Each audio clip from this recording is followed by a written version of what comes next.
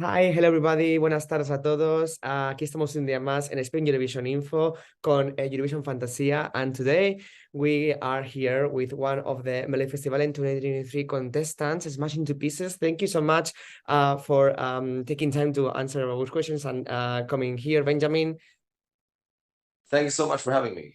Yeah, as I said, you are one of the contestants from Melodifestivalen 2023, and as we find out last Saturday, you qualified straight to the final in a really tough competition that happened last Saturday. How do you feel when you were announced as one of the qualifiers after the battle of the points that were coming up? And like you were always on the top, but then never like leading the board, so it was like kind of a rough competition. How do you feel? I would say this was the hardest competition of all four parts of Melodifestivalen so far. I mean, to compete against Loreen is like impossible, and to be able to follow her into the final that's an honor, So I would say the most important competition for us ever, and we were overwhelmed by emotions by this. That's why my voice is like this. I haven't really understood it yet, and I've been partying ever since. So, of course, yeah, you should celebrate it. It's a dream come true. But you are a big group already, a big famous group in Sweden and also outside Sweden. So it wasn't a surprise that you went straight to the final, but it was a tough competition. Yeah. But like taking it back like a little bit before obviously going to the final, when you got selected to enter Melodifestivalen this year, how did it feel for you guys to get to go to like the biggest stage in Sweden this year? When we got the information, you mean? So when they told you that you're going to go to Melfest this year? Yeah, actually, it felt like a natural step for us. I mean, of course, I was part of this competition 3 years ago with a song called Troubled Waters with Victor Krone, who is also competing in the finals. So for me, it's an honor to meet him in the finals.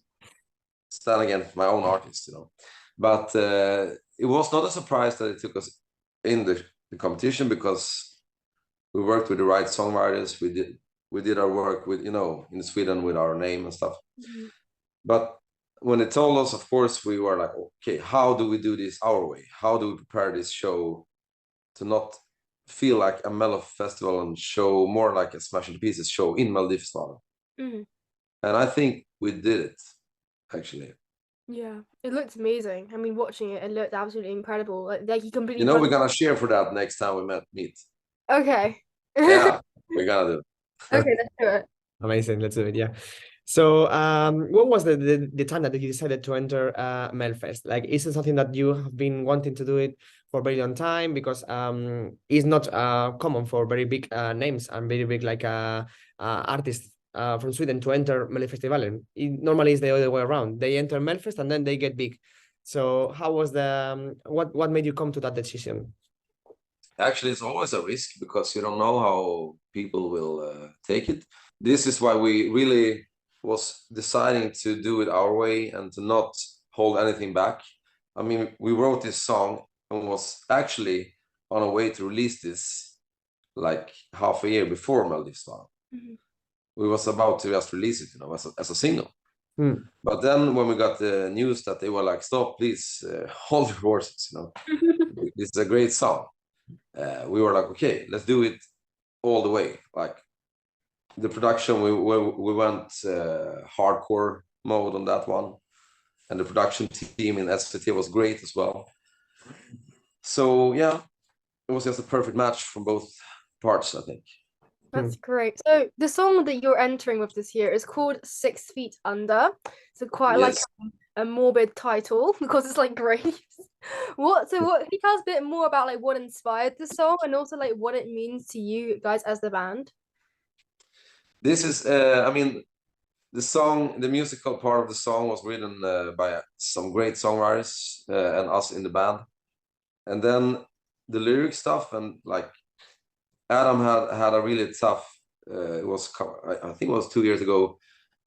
He was in a deep depression for a long time, and it was impossible for us to work with him. It was almost like we're gonna stop this band first, because he couldn't even stand up in the studios. He was laying on the floor. He didn't answer for calls. He was always stuck in his own brain, in his mind, you know, when you are in the darkest place.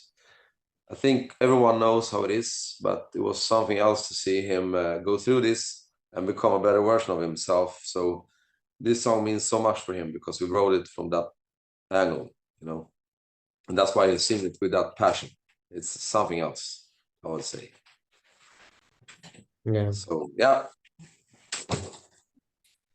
And what would you say that is are your musical influences? Because we can hear like a lot of resembling like sounds to other like bands that are really famous and like really famous for the past year. So what do you think it influenced you to write this song?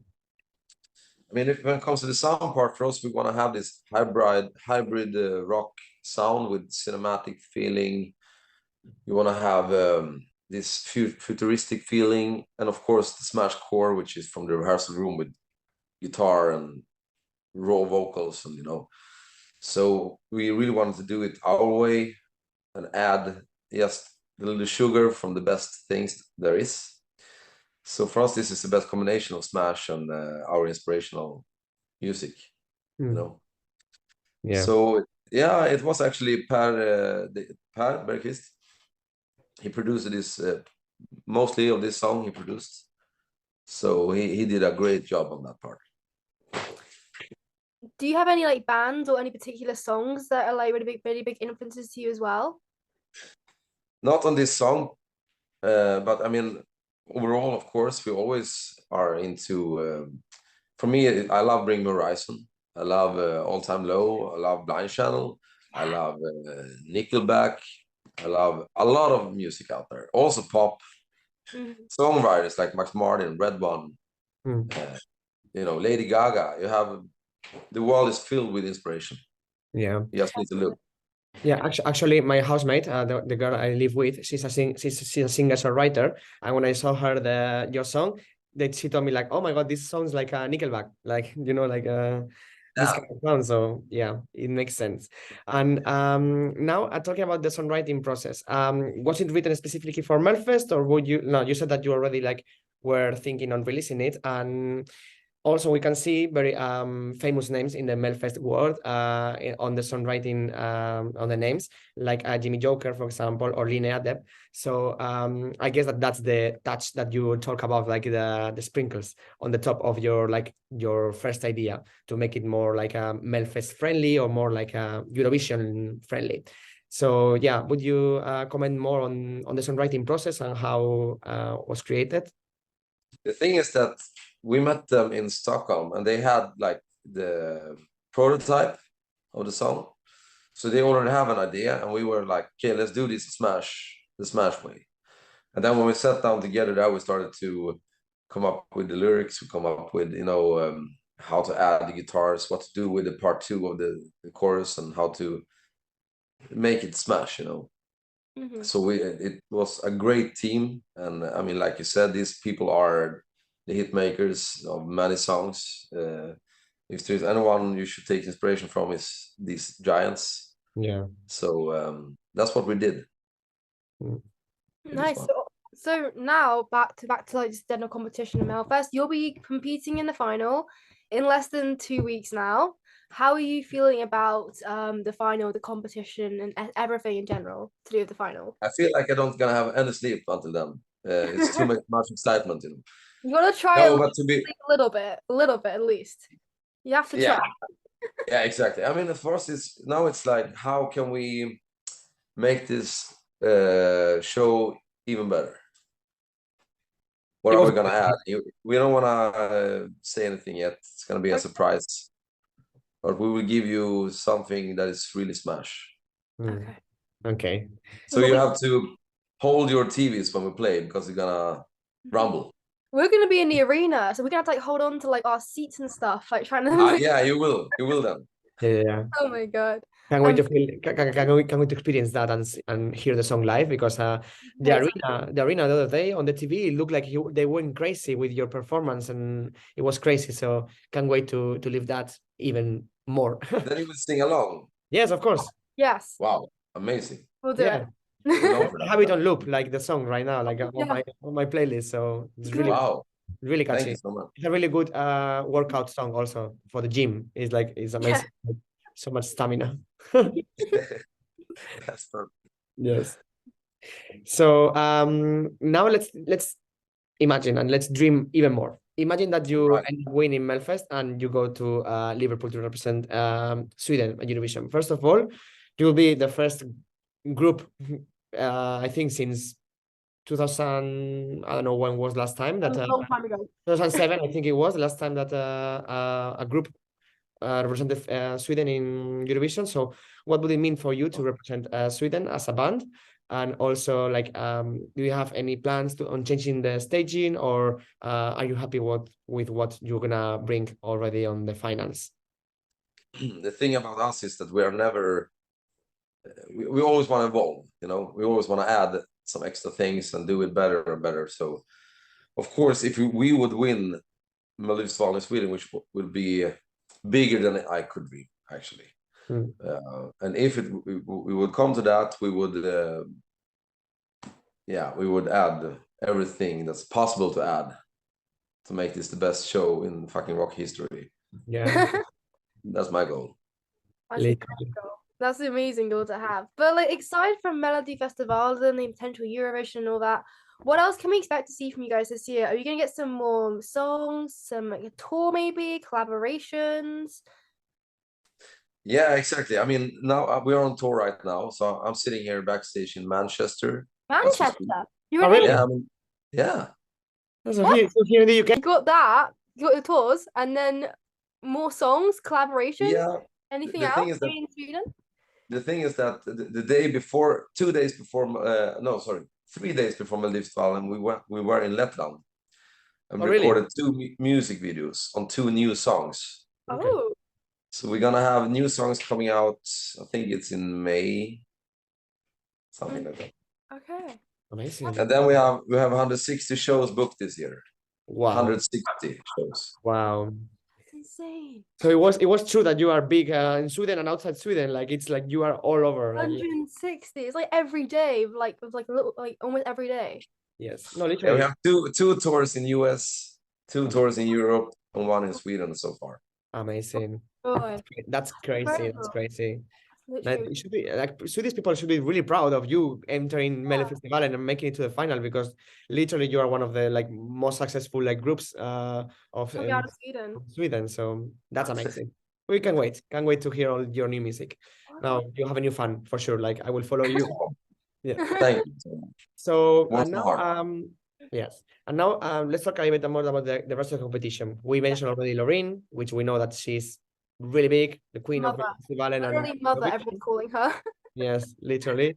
But how do you feel about the rest of the competition? Because the ones that made it to the final are really varied and really different. So it's a really strong competition in the end. At the beginning, it looked like it wasn't, but now it's really really tough. And Heat 4 was just like a bloodbath, I swear.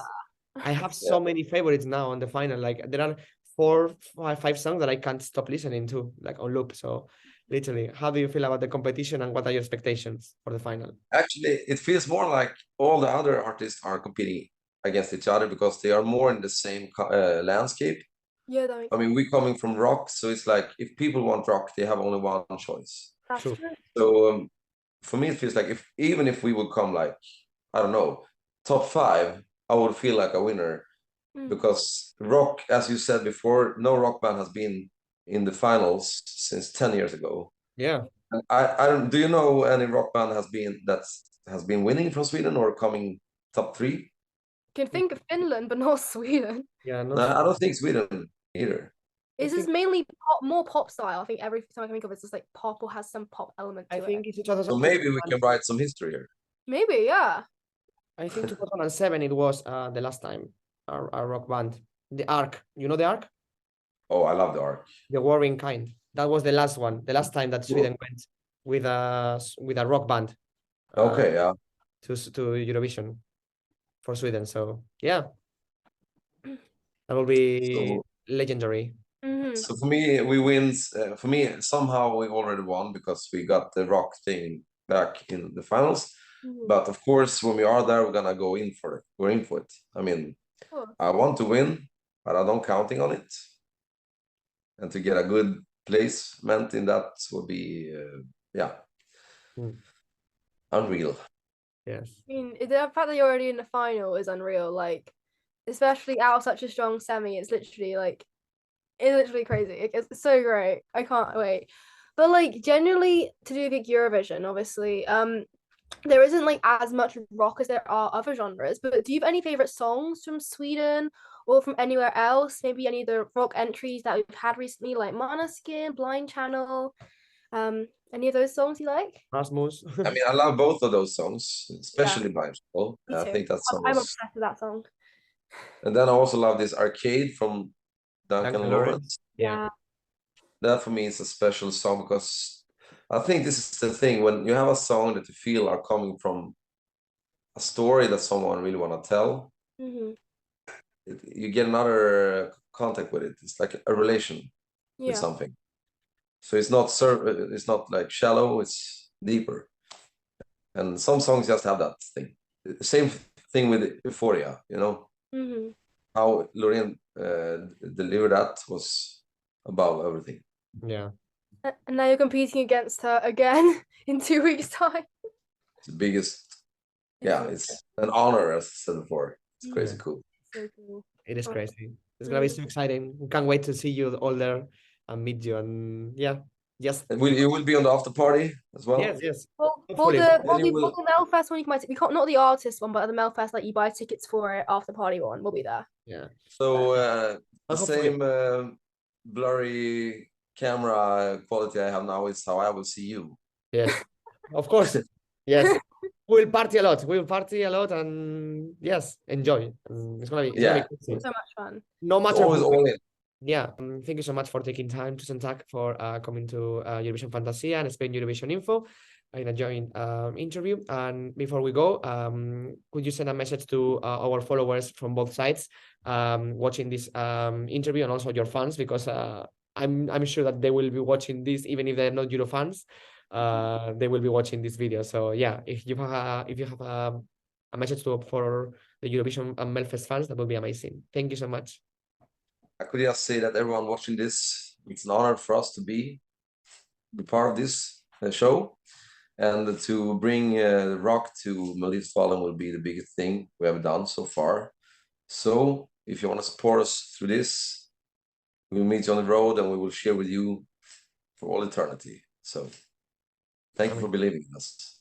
Amazing. Thank you so much. Tusen tack. Tusen tack.